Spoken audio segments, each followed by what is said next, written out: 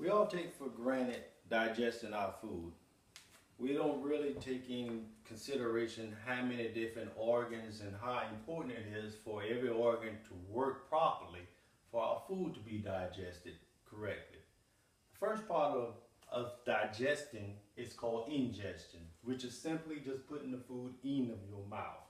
Once the food is in your mouth, then it starts the first part of mechanical digestion.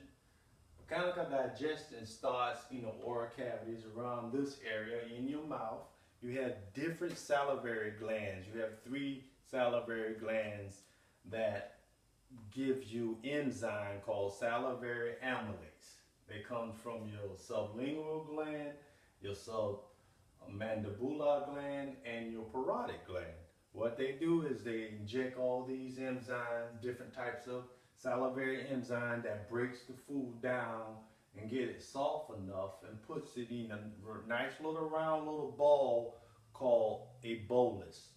Although you are voluntarily swallowing, your body does an involuntary swallowing of different types of nutrients out of that, so it absorbs the carbohydrates out of that food. So the absorption, the digestion of the carbohydrate starts in your oral cavity.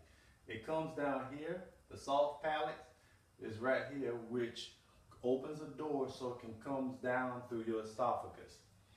After it comes down through your esophagus, which is it doesn't have anything to do. Your esophagus don't have any part in digestion. It's just a passive way, just a little road to get down into your stomach.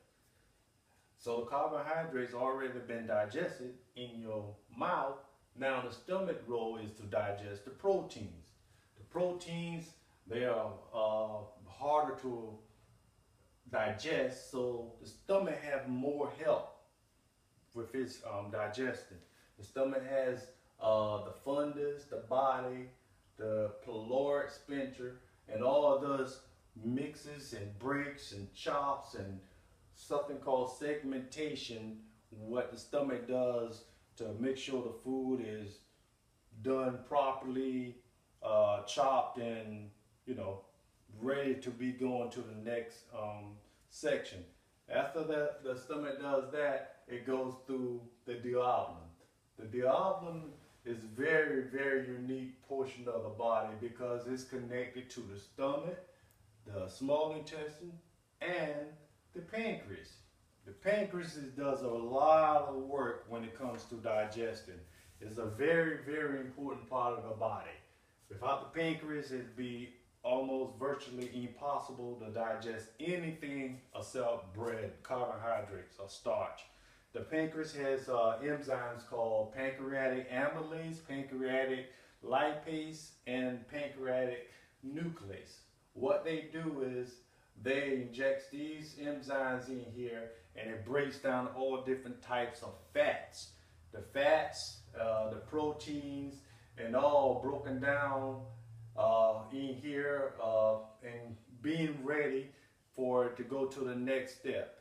After they break all that down, then the liver is the next step in the body where you have the gallbladder. What the gallbladder does is it secretes bile.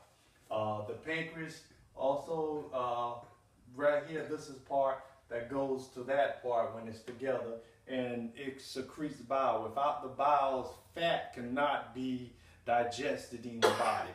So the gallbladder stores the bile, and the bile makes bile salts that goes with the food, so it can so all the fats can be digested. So there you have your fats digested now, you have your protein digested, and your carbohydrates been digested in your mouth. After that, you go to the next step, and there's the small intestines.